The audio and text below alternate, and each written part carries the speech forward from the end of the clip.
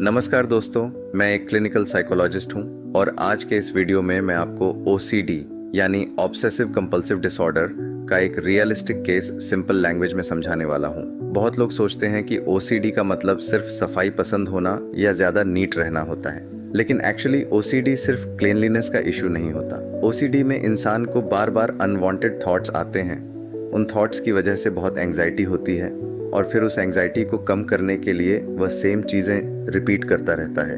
आज मैं आपको एक रियलिस्टिक केस के थ्रू समझाऊंगा कि ओसीडी पेशेंट क्या फील करता है, उसकी सिम्टम्स कैसे होती हैं, मेंटल स्टेटस एग्जामिनेशन में क्या देखते हैं और थेरेपी सेशंस में हम कैसे काम करते हैं। पेशेंट की प्राइवेसी मेंटेन करने के लिए मैं नाम चेंज कर रहा हूँ। चलिए हम उन्हें मिस्टर अरुण के नाम से समझते हैं। मिस्टर अरुण एक 28 साल के मैरिड मेल थे जो एक प्राइवेट कंपनी में काम करते थे। वह मेरे पास कुछ इंपॉर्टेंट कंप्लेंट्स के साथ आए थे।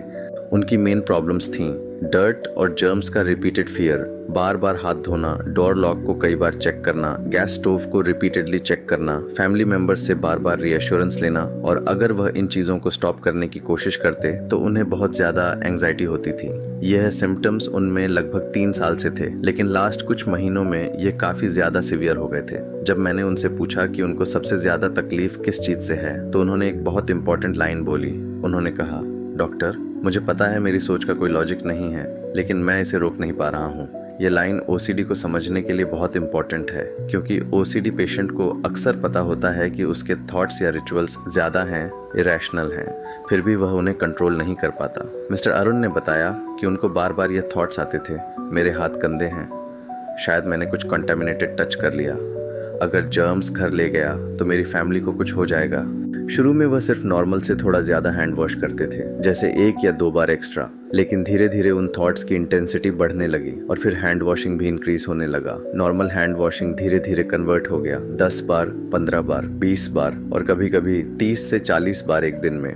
सिर्फ हैंड वॉशिंग ही नहीं, उन्होंने धीरे धीरे कुछ चीज़ों को अवॉइड करना भी शुरू कर दिया, जैसे डोर हैंडल्स टच करने से बचना, लोगों से हैंडशेक अवॉइड करना, ऑब्जेक्ट्स को टिश्यू से टच करना, पब्लिक प्लेसेस में अनकंफर्टेबल फील करना और हाथ बहुत देर तक वॉश करना। थोड़े टाइम बाद एक और सिम्टम डेवलप हुआ, चेकिंग। वह बार बार चेक करने लगे, door lock, gas stove, electric switches, water taps और इंटरेस्टिंगली ऑफिस ईमेल्स भी। कभी कभी घर से निकलने से पहले वह 10 से 15 बार डोर लॉक चेक करते थे और फिर भी उनका माइंड उन्हें कहता था, याद से चेक किया था ना, कहीं कुछ मिस तो नहीं कर दिया। अगर लॉक प्रॉपरली नहीं हुआ तो फिर वह वापस जाकर चेक करते और फिर दोबारा और फिर दोबारा। ये ओसीडी का क्लासिक ट्रैप है। जितना ज़्यादा आप चेक करते हो उतना ही ब्रेन डाउट को और स्ट्रॉन्ग बना देता है। धीरे धीरे ये प्रॉब्लम उनकी डेली लाइफ को सीरियसली अफेक्ट करने लगी। वह ऑफिस लेट पहुंचने लगे, मेंटली एग्जॉस्टेड रहने लगे, घर में वाइफ के साथ आर्ग्यूमेंट्स होने लगे और ओवरऑल उनकी पीस ऑफ माइंड खत्म होने लगी। उनकी वाइफ ने भी बताया कि वह बहुत ज़्यादा टाइम वॉशिंग में स्पेंड करते हैं, सेम क्वेश्चन बार बार पूछते हैं, अगर कोई उन्हें स्टॉप करता है तो इरिटेट हो जाते हैं, नॉर्मल हाउस होल्ड चीज़ों को टच करने से बचने लगे हैं और पूरी फैमिली स्ट्रेस में आ गई है। और ये बहुत कॉमन है ओसीडी में।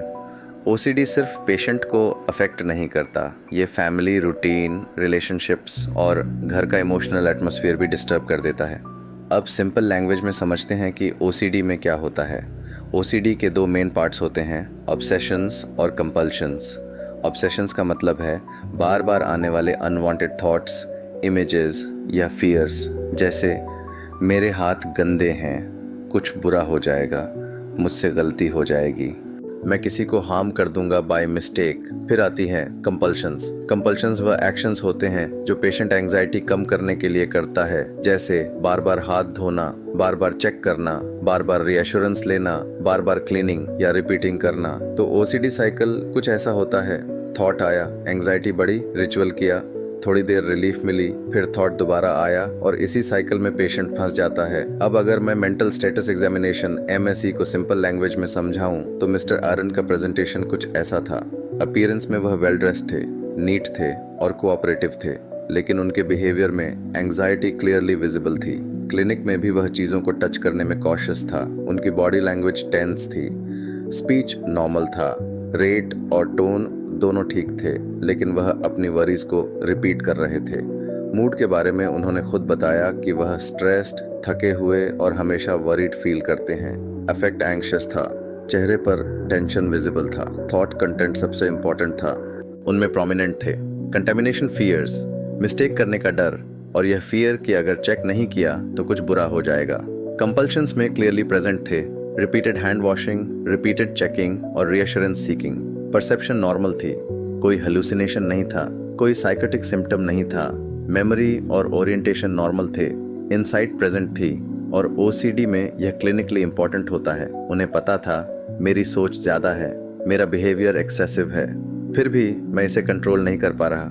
Case history, symptoms, distress, daily life impairment और क्लिनिकल इंटरव्यू के बेसिस पर डायग्नोसिस था ऑब्सेसिव कंपल्सिव डिसऑर्डर ओसीडी। इस केस में मेन सिम्टम्स थे कंटामिनेशन ऑब्सेशन, वॉशिंग कंपल्शन और चेकिंग कंपल्शन। अब आते हैं सबसे इम्पोर्टेंट पार्ट पर, थेरेपी सेशंस।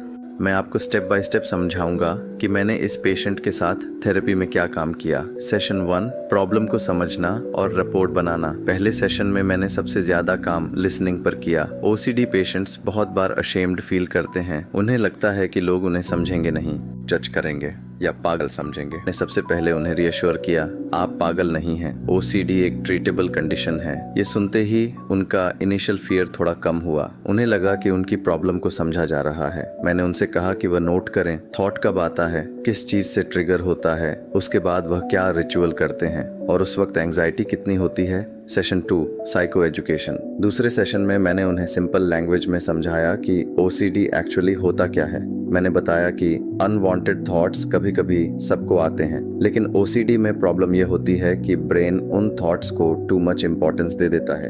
फिर पेशेंट एंजाइटी से बचने के लिए रिचुअल करता है और वह रिचुअल शॉर्ट टर्म रिलीफ देता है, लेकिन लॉन्ग टर्म में ओसीडी को और स्ट्रॉन्ग कर देता है।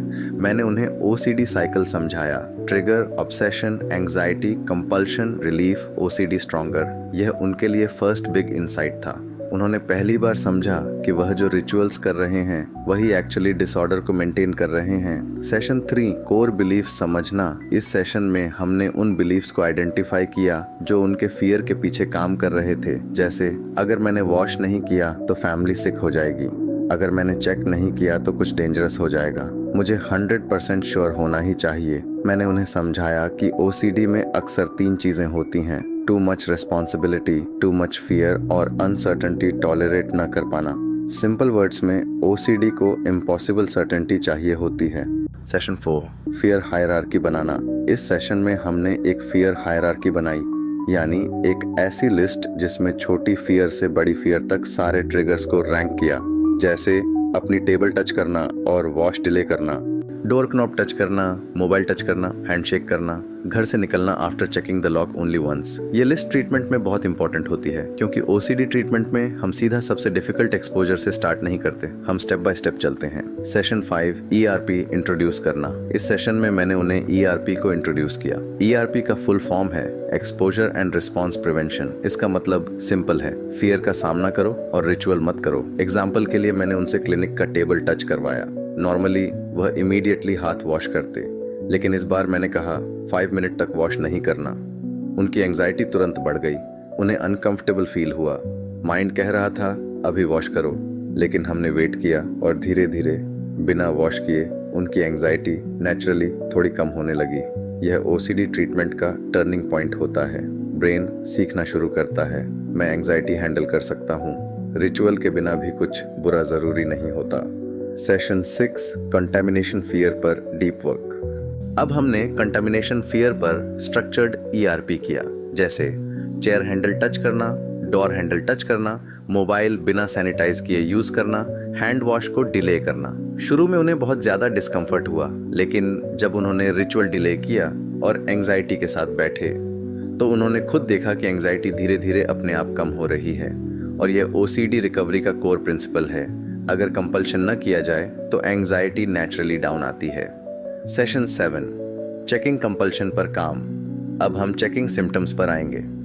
मैंने उन्हें एक स्ट्रक्चर्ड रूल दिया, डोर को एक बार चेक करो, खुद से बोलो आई हैव लॉक्ड इट और फिर वहां से निकल जाओ। सेम रूल अप्लाई किया गया, गैस स्टोव पर, टैप्स पर, स्विचेस पर, यह उनके लिए इजी नहीं था क्योंकि उनका माइंड तुरंत डाउट क्रिएट करता था।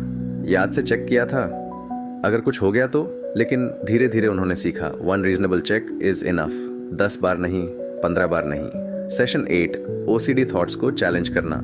इस सेशन में हमने कॉग्निटिव वर्क किया। मैंने उनसे सवाल पूछे, क्या प्रूफ है कि ये ऑब्जेक्ट एक्चुअली डेंजरस है? हर बार जब आपने रिपीटेडली चेक नहीं किया, क्या डिजास्टर हुआ? क्या कोई इंसान लाइफ में 100% सर्टेनिटी रख सकता है? धीरे धीरे उन्होंने समझा, मेरा फियर रियल फील होता है लेकिन हर बार ट्रू नहीं होता। मैं इम्पॉसिबल सर्टेनिटी डिमांड कर रहा हूँ। इस अंडरस्टैंडिंग ने ऑब्सेशन की पावर को काफी कम किया। Session 9 family involvement. इस सेशन में मैंने उनकी वाइफ से भी बात की। बहुत बार फैमिली मेंबर्स अननोइंगली ओसीडी को मेंटेन कर देते हैं। जैसे पेशेंट पूछता है, लॉक चेक किया ना, गैस ऑफ है ना, मेरे हाथ क्लीन है ना, और फैमिली बार बार आंसर देती रहती है। शॉर्ट टर्म में यह कंफर्ट देता है लेकिन लॉन्ग टर्म में यह ओसीडी को और स्ट्रॉन्ग बना देता है। मैंने उनकी वाइफ को समझाया, फाइट मत करिए, रिचुअल्स में पार्टिसिपेट मत करिए, बार बार रीअश्योरेंस मत दीजिए, इंस्टेड जेंटली बोलिए यह ओसीडी है, अपनी थेरेपी स्किल्स यूज करो। यह रिकवरी में बहुत हेल्प करता है। सेशन 10 एंग्जाइटी टॉलरेट करना सिखाना। इस सेशन में मैंने उन्हें एंग्जाइटी हैंडल करने के सपोर्टिव स्किल्स भी सिखाए। हमने यूज किया slow breathing, grounding, distress tolerance और अर्ज कंट्रोल। लेकिन मैंने एक बहुत इंपॉर्टेंट बात क्लियरली बोली, ये टेक्निक्स फियर से भागने के लिए नहीं है, ये सिर्फ इतना हेल्प करती हैं कि पेशेंट काम इनफ रहे ताकि ईआरपी कंटिन्यू कर सके, क्योंकि ओसीडी का मेन ट्रीटमेंट अब भी वही है। फियर फेस करो, रिचुअल मत करो। Session 11 real life exposure. इस सेशन में हमने रियल लाइफ सिचुएशंस में प्रैक्टिस किया, जैसे ऑफिस डेस्क टच करना, लैपटॉप यूज करना, लिफ्ट बटन्स प्रेस करना, पब्लिक सर्फेसेस टच करना, घर से निकलना आफ्टर चेकिंग ओनली वंस। अब तक इम्प्रूवमेंट दिखने लगी थी। थॉट्स अब भी आते थे लेकिन अब वह हर बार उन थॉट्स की बात नहीं मान रहे थे। और मैं ये क्लियर कहना चाहता हूँ, ओसीडी रिकवरी का मतलब थॉट्स का कंप्लीटली गायब हो जाना नहीं होता। रिकवरी का मतलब है थॉट्स आएंगे लेकिन वह आपकी लाइफ कंट्रोल नहीं करेंगे। Session 12 relapse prevention. Final session में हमने रिलैप्स प्रिवेंशन डिस्कस किया क्योंकि ओसीडी स्ट्रेस के टाइम वापस इंटेंसिफाई हो सकता है, इसलिए लॉन्ग टर्म प्लान बहुत ज़रूरी होता है। मैंने उन्हें एक सिंपल रूल दिया, अगर फ्यूचर में थॉट आए तो यह स्टेप्स फॉलो करो। 1 थॉट को पहचानो, 2 खुद से बोलो यह ओसीडी है, 3 रिचुअल मत करो, 4 अनसर्टेनिटी को एक्सेप्ट करो, 5 नॉर्मल एक्टिविटी कंटिन्यू करो, 6 ईआरपी प्रिंसिपल्स अप्लाई करो, 7 जरूरत हो तो बूस्टर थेरेपी लो। ये लॉन्ग टर्म रिकवरी के लिए बहुत पावरफुल फ्रेमवर्क है। आउटकम आफ्टर 12 सेशंस के बाद मिस्टर अरन में नोटिसेबल इम्प्रूवमेंट था। उनका हैंड वॉशिंग काफी रिड्यूस हो गया, रिपीटेड चेकिंग कम हुआ, रीअश्योरेंस सीकिंग कम हुई, वह टाइम पर घर से निकलने लगे, फैमिली स्ट्रेस रिड्यूस्ड और उनका कॉन्फिडेंस इंप्रूव हुआ। क्या वह 100% सिम्टम फ्री हो गए थे? कंप्लीटली नहीं, लेकिन अब उनके पास स्किल्स थे। अब वह ओसीडी के सामने हेल्पलेस नहीं थे और क्लिनिकली यही रियल प्रोग्रेस होती है। लाइक और शेयर कीजिए। और मैं हूं doctor Dilip Kumar, clinical psychologist, और मैं यहां शेयर करता हूं रियल साइकोलॉजी जो दिमाग को समझे और दिल को हील करे। फॉलो और सब्सक्राइब करो अगर आप भी अपने थॉट्स से समाधान चाहते हो। Thanks for watching.